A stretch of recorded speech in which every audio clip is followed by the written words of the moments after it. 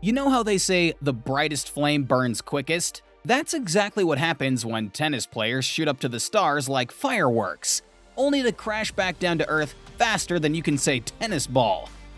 These are 10 players who never lived up to their potential. Let's kick things off with a tennis player who pulled off the unthinkable, crushing the big three in a single tournament. And that guy was number 10, David NALBANDIAN. Now, let's be clear. Beating the likes of Nadal, Federer, or Djokovic on any given day requires some serious skills. You have to be good. I mean, really, really good. But you see, beating all three of them in a single tournament? That's something that no one has ever done. No one except David NALBANDIAN. He burst onto the scene in 2000, turning pro at just 18. Before that, he was already tearing it up in the junior circuit and rocking the rankings at number 3. When NALBANDIAN made his big league debut, it was clear that he had something special. Power, finesse, and a wicked two-handed backhand that made opponents quiver. Back in 2002, he snagged his first ATP title, and then added 2 more in 2005. The very next year, he hit the number 3 spot in ATP ranking. But the real showstopper came in 2007 when NALBANDIAN shocked the tennis world by winning the Madrid Masters and taking down the big three in the process. But you know, fate can be a cruel mistress. Later that year, David suffered a hip injury that changed his life forever. If you know tennis, you know how crucial the hip is. It's the engine that keeps the whole machine running smoothly.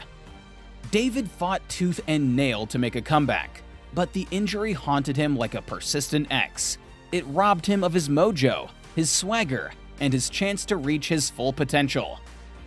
And speaking about potential, this next guy had so much potential that he was nicknamed Baby Federer. Number 9. Grigor Dimitrov.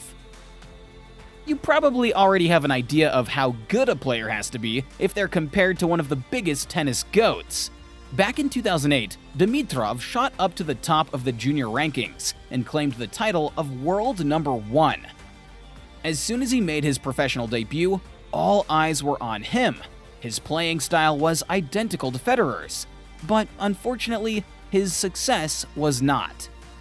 In 2014, he bulldozed his way to his first Grand Slam semifinal at Wimbledon, even defeating Andy Murray along the way. But here's the thing about tennis. It's not just about raw talent. It takes consistency, dedication, and hard work to actually stand the test of time.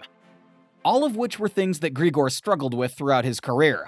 He had his moments of brilliance and occasional victories that made us believe in his potential, but in the end, it was like trying to hold on to a helium balloon on a windy day. It's really too bad that we didn't get to see him with the same potential he had as a junior. But you know who else had a terrific junior career? Number 8. Bernard Tomic. You see, Tomic has always had his eyes set on tennis since he was a toddler. By the time he hit 14, this kid racked up an Orange Bowl title and not just 1, but 2 junior Grand Slam singles titles. And when he turned pro at 15, the world held its breath, waiting for the rise of the next tennis superstar. But Tomic had other plans. He had a talent for self-sabotage and tanking matches when bored, but he didn't stop there. Tomic also had a knack for breaking traffic laws, and even faced legal trouble for assaulting a security guard. Unfortunately, all of these distractions took a toll on his career. Well, at least he was the architect of his own failure, but this next player was helpless in the face of fate. Number 7. JELENA DOKIC. Back in 1999, world number 1 Martina Hingis was trashed by a teenager in the first round of Wimbledon. That teenager was 16-year-old JELENA DOKIC. JELENA didn't just make the headlines for beating one of the best players in tennis history. She also became the youngest player to defeat a top-ranked player in the Open era. The very next year, DOKIC achieved her career-best Grand Slam performance when she reached the semifinals of Wimbledon, becoming the first Australian woman to achieve that feat since 1980. But behind the scenes of such a terrific performance, JELENA was fighting a battle that cost her her career. And even worse, it almost cost her her life. In her autobiography, she revealed how her father would torture her till she passed out. Now, let's be clear, no human being deserves this kind of treatment, but for a 17-year-old, it's literally the most heart-wrenching thing on earth. When she finally escaped from her abusive home in 2005, she didn't just leave her traumatic past, she also left her tennis career.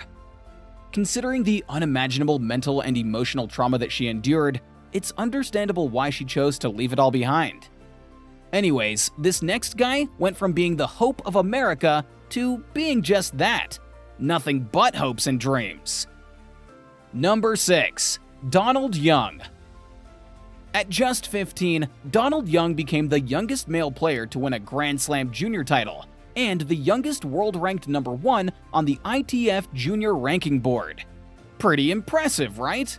He even shared a magazine cover with Barack Obama. Talk about rubbing shoulders with the big shots.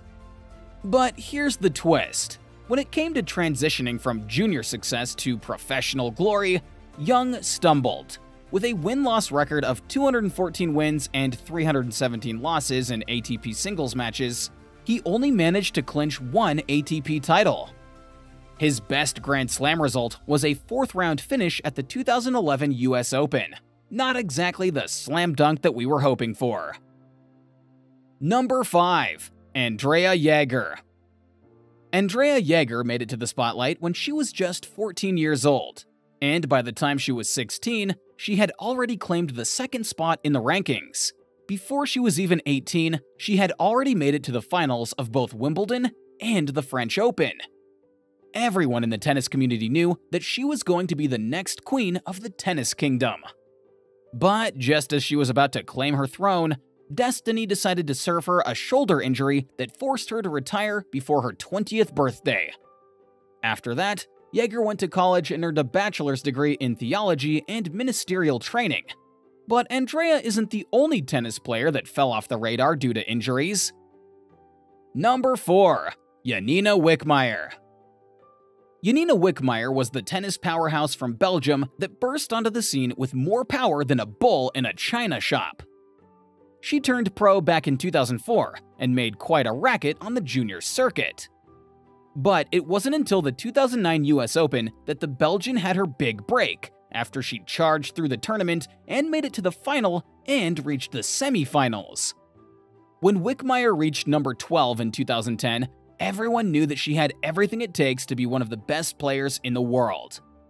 But you see, life has a funny way of throwing a curveball, or maybe a tennis ball at you. Poor WICKMAYER encountered more injuries than a roller coaster in a hurricane. And if that wasn't enough, she even found herself entangled in off-court drama that ended up serving her a year-long suspension. When she made it back to the court, things were never the same. And speaking of drama, nobody comes close to the bad boy of tennis. Number 3. Nick Kyrgios. If you've never heard of Kyrgios, then you've probably been living under a rock, because this dude is arguably one of the most controversial players of all time. The Australian has one of the best unconventional techniques that you'll see on the court today. And while we cannot deny how good he is at the game, it's impossible to miss the elephant in the room when you watch Nick play. The tennis player has some serious anger issues and throws the worst tantrums on the court. The Australian went from spitting in the direction of fans to yelling at umpires. He even went on to break the over 150-year-old custom of wearing an all-white outfit for the after-match ceremony at Wimbledon. All this bad boy attitude only landed him on the bad side of both the fans and the tennis greats. But as if that wasn't enough, his career ranking took a nosedive from 13th to 137th in the world. Yikes. Now, if we're being honest, this list would be incomplete without Number 2. ERNESTS GULBIS. When it comes to tennis players who fell off, GULBIS has to be on the top of that list. The guy had all the skills, a killer forehand, and a booming serve. I mean, he almost served Nadal a bagel on clay, but in the end, he never reached his full potential. He barely made it past the 4th round in just 2 Grand Slams, and his stint at number 10 in the rankings was shorter than a catnap.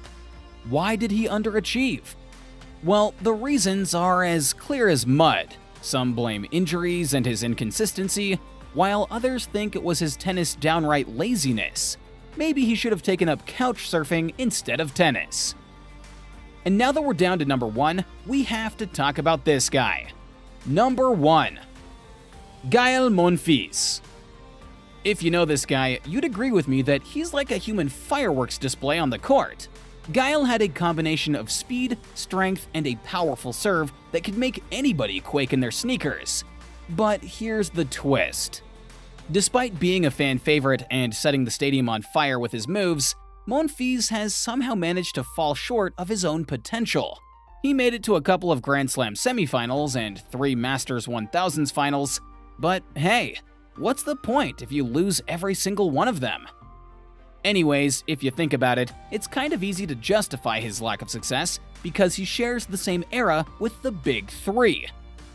And you know, with those 3 GOATs around, it's impossible to climb the ladder to the top in one piece. So there you have it, folks. In tennis, not every bright star gets to shine until the end. Don't forget to like, share, and subscribe to learn more interesting things about your favorite tennis players.